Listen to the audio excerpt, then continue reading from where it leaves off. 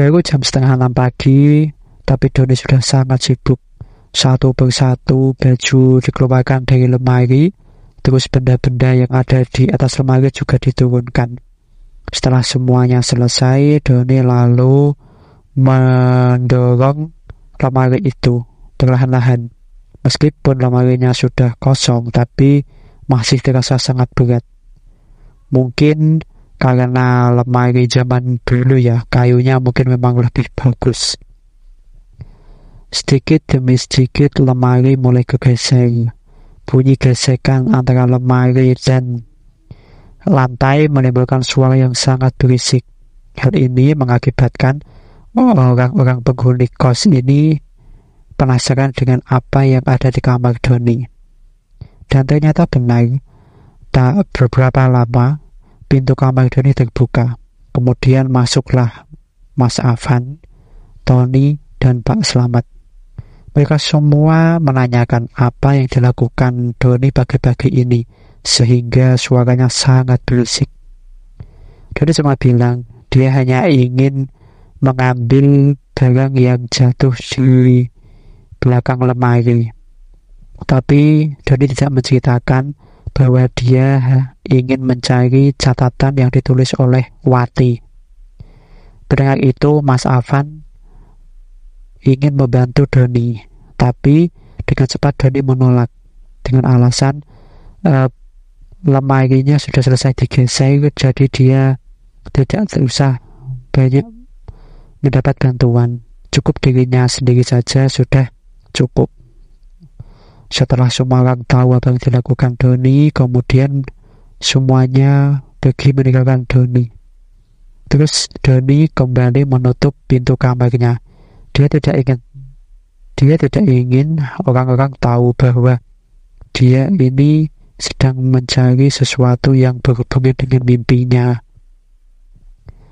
Oke, setelah semuanya kembali dari kamar Doni mulai meneliti bagian belakang dari lemari tadi. Di sana ada banyak benda-benda yang telah mungkin sudah berapa lama ya, sudah menumpuk di belakang. Ada kaos, ada kantong plastik, dan juga ada banyak potongan atau kertas-kertas yang ada di sana. Jadi Doni memilah satu persatu kertas itu, diteliti, dibuka, dan dibaca. Banyak ada yang nota, ada catatan-catatan, tapi masih belum menemukan catatan yang ditulis Wati. Akhirnya telah semua hampir diperiksa Doni menemukan sebuah kertas kecil, warnanya itu kecoklatan. Terus ada serang laba-laba yang menempel di sana. Dengan hati-hati Doni mengambil dan membukanya. Ketika dibaca, Doni tersenyum. Ternyata catatan ini adalah yang dicari Doni. Doni kemudian membereskan kamarnya, lalu bersiap-siap pergi untuk menemui Pak Kasman.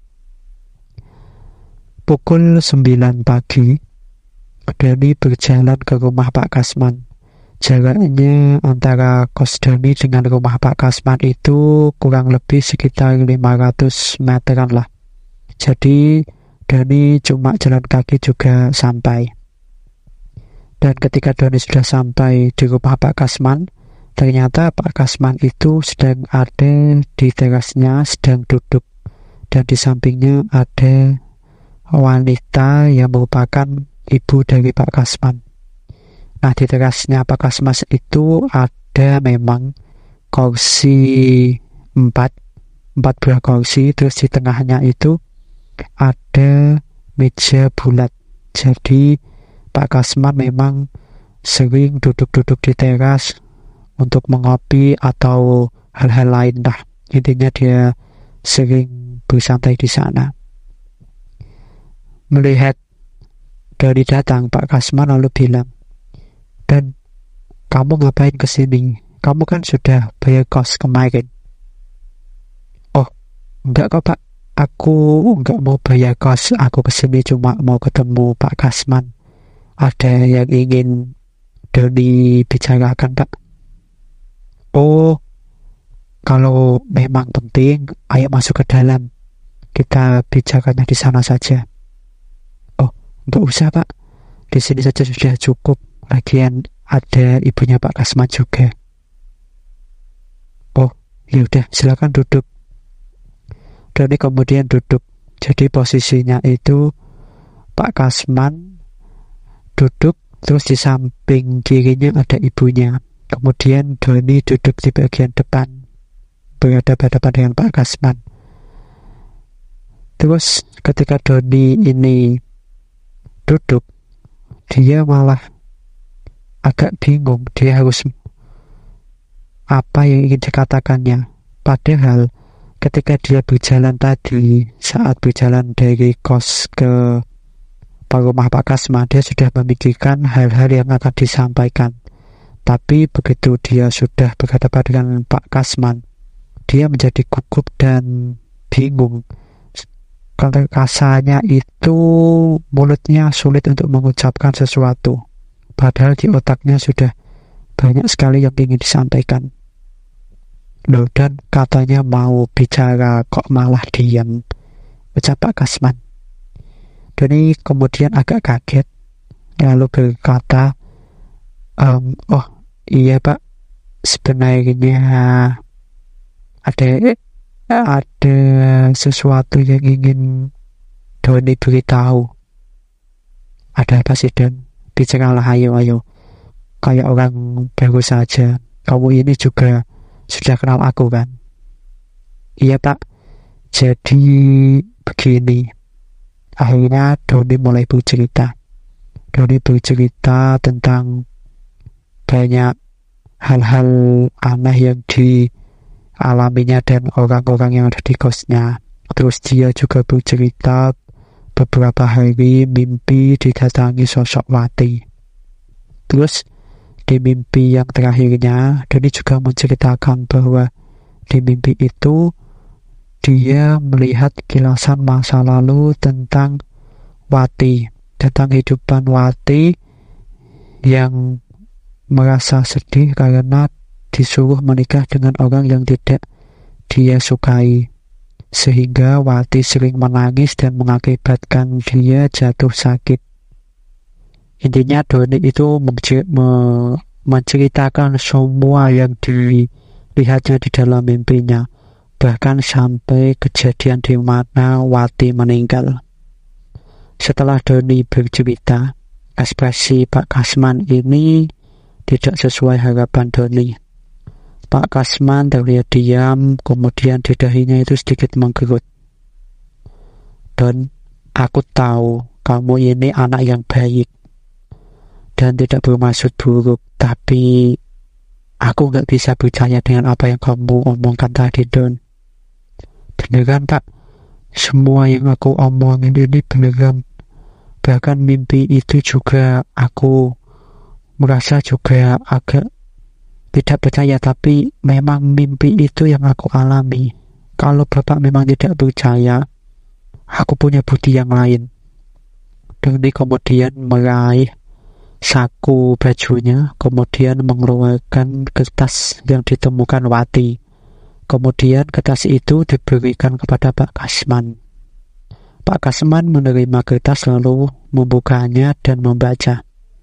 Dan ketika Pak Kasman membaca ini, suaranya agak keras karena ibu di sampingnya juga harus mendengar.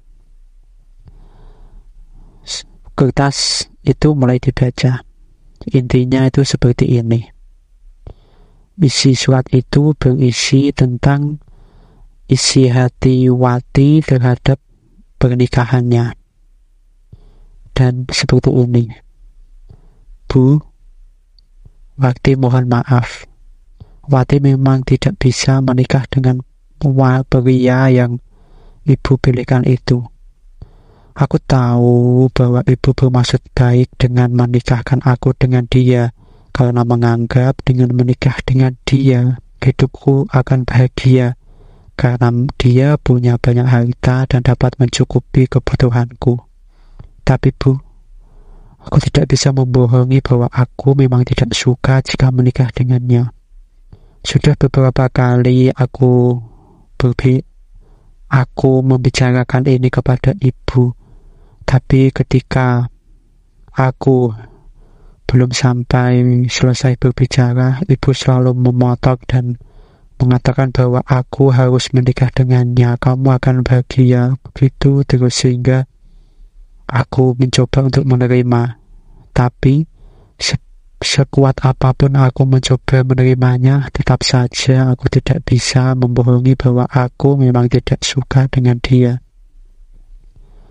Terus lewat surat ini aku menyampaikan, semoga ketika ibu sudah membaca ini, maka ibu akan mengerti perasaanku, dan semoga saja di pernikahanku besok ibu dapat membatalkannya dan lebih mementingkan aku. Sekali lagi, Wati mohon maaf Bu, bukan bermaksudku untuk durhaka, tapi Wati memang tidak bisa. Selesai membaca surat itu, Pak Kasman diam. Sepertinya di kepala Pak Kasman ini bingung harus menanggapi seperti apa. Sementara ibu Pak Kasman yang ada di sampingnya, matanya berkaca-kaca. Dan beberapa saat kemudian, air matanya menetes ke bawah. Wati, maafkan kakakmu ini, Wati. Seharusnya kakak bisa menjagamu dan membantumu melewati masa-masa sulit waktu itu. Wati, kamu seharusnya bahagia. Seandainya kakakmu ini bisa membantumu, mungkin semua ini tidak akan terjadi. Ibu Pak Kasman terus menangis.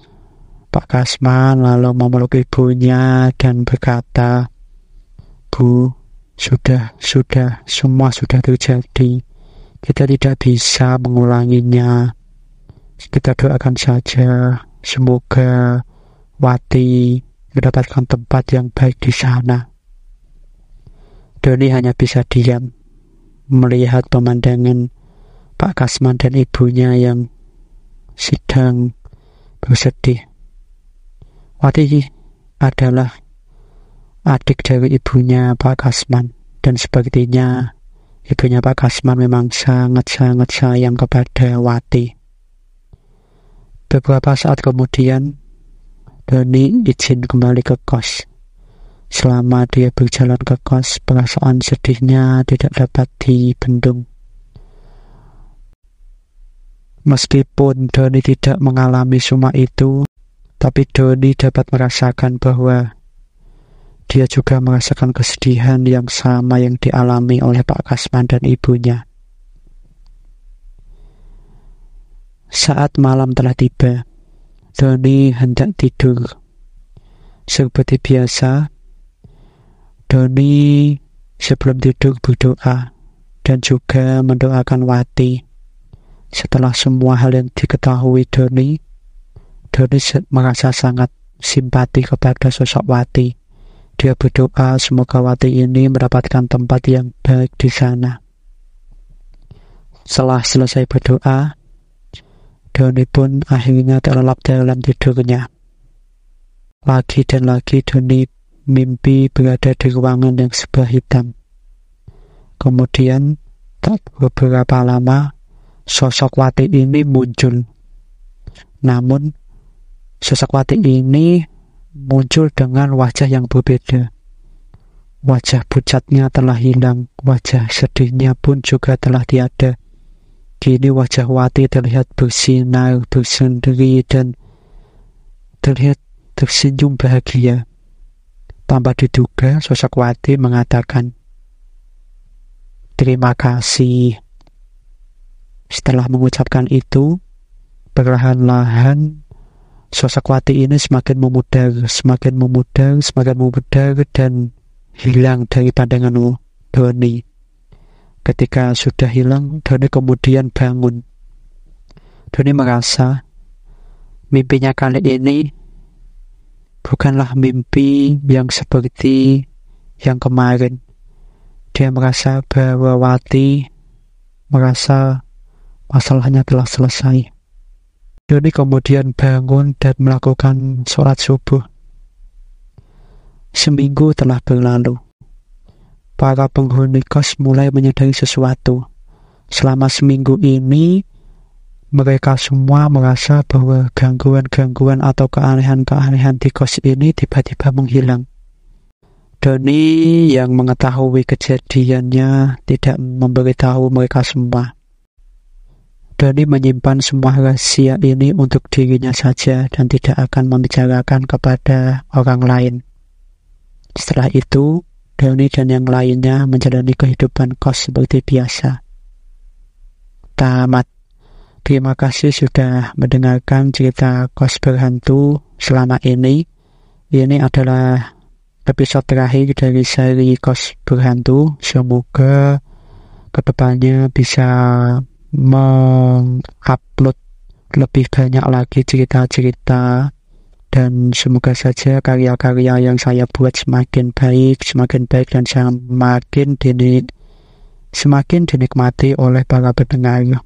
Dan jika ada kritik atau saran yang lain, silahkan tulis komen di bawah. Dan sekali lagi saya ucapkan terima kasih dan sampai jumpa.